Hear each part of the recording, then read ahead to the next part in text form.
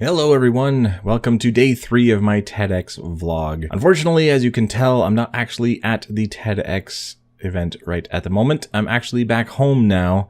I know I promised you some behind the scenes footage. I just wasn't able to shoot any because there was just so much going on. I had to be there really early and prepare, and I was separated from everybody and we're doing all this stuff, and I had to rehearse it in my head a lot. And it just wasn't prime recording opportunity, but I did take a lot of photos, and I thought I would just recap some of the day for you and probably get through it a little bit faster anyway.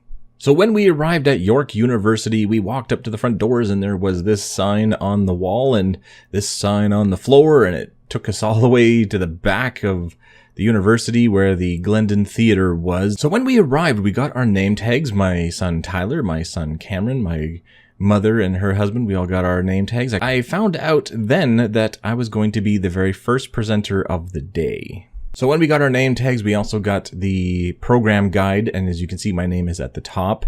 And when you open up to the presenters, my name is first with my bio. It was kind of terrifying, but also a little bit of a relief because it meant that I could do mine first and be done, and then I could just enjoy the rest of the event and not have to worry about it. But it was more terrifying than anything else. So I got the obligatory selfie with the TEDx sign up on the stage, and then my son asked me if he could stand on the red dot, and when I said absolutely, come on up with me, he was a little terrified. He felt like he wasn't supposed to be doing that. He was breaking the rules, and I pulled him up, both of my sons. I pulled them both up and said, come on up here and get a photo with me. It's our only chance we're going to be able to do that. And as we were standing there, I showed them the chairs in the audience, and I showed them the sign behind us and the big screen projector, and I just wanted to remind them that I don't really care if they try to do what I do. If they become an advocate, if they want to try and help people, if they try to change the world, all that sort of stuff. I just want them to be happy. If they choose to do that stuff, if it makes them happy, then great. If they want to do other things and that makes them happy, then great. But I wanted to show them that I could pull them up on the stage and look around at all the people that was going to be around us and the lights and everything and say, this is possible. If you want to do it, it's possible.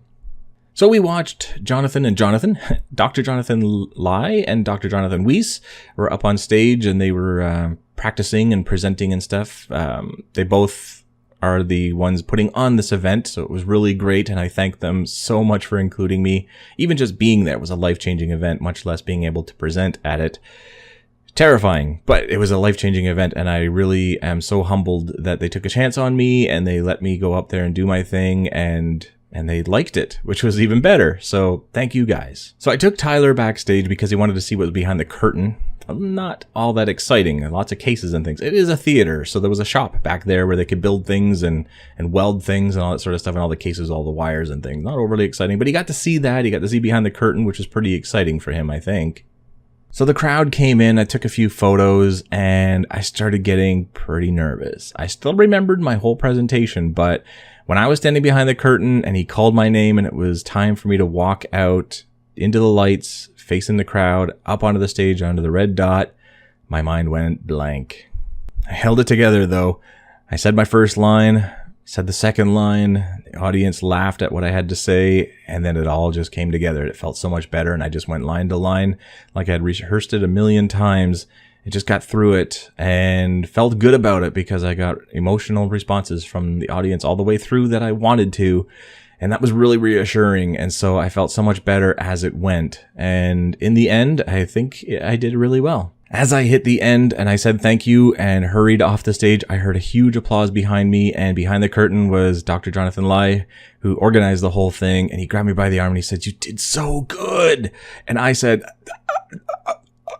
because my mouth was so dry, I couldn't speak, and I grabbed a bottle of water and chugged as much as I could and said thank you very much. And he was telling me that, it was a good presentation. It was a really good presentation, and I did well, and I could feel, I wasn't shaking, but inside I was. I could feel every part of my body inside shaking. There was just so much nerves, but I was done, and I got to sit back and relax and watch the rest of the presenters. Afterwards, we all got together outside the event in the cafeteria, the university cafeteria, and we got to meet some of the people, and it was a little strange because these were doctors and scientists and researchers and CEOs and such, and they were all coming to me to tell me how great AutismFather is and how great my presentation was. And as I was talking to them, I could see other people behind them looking at me, waiting for their turn patiently to be able to talk to me. A little weird. In fact, Cameron even said, "I had no idea Dad was this famous." It was kind of funny.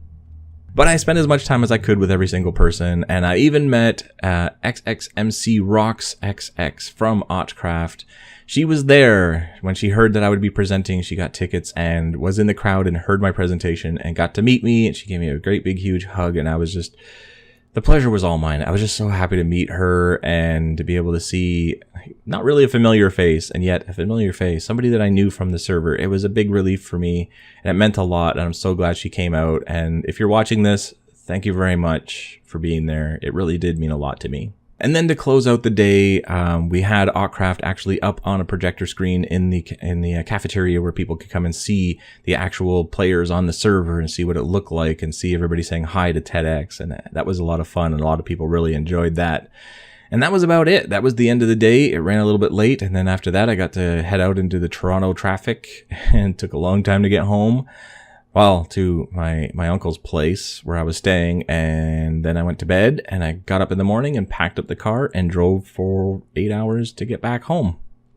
And then I went straight to bed and got up in the morning and took the kids to school, and now I'm doing this vlog. So that is pretty much in a nutshell why the vlogs have been late and there's no video and so on and so forth. I'm still extremely exhausted, but now I have 9 pages 12 applications per page, 9 pages of whitelist applications to do to get caught up on.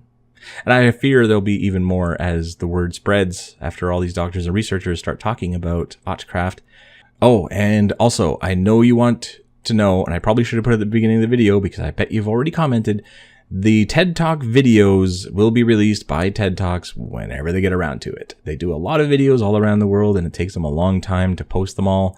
So it's probably going to be a few months at least. I've heard upwards of 6 months. I really don't know. But as soon as it's posted, I will share some links. I will let everybody know that I can how to go and see my TED Talk, and hopefully you enjoy it as much as the audience did. But for right now, that's it. That's the summary. Hopefully you enjoyed, and thank you very much again for the support. Being able to do a TED Talk has been amazing. I never would have dreamed that that would ever happen.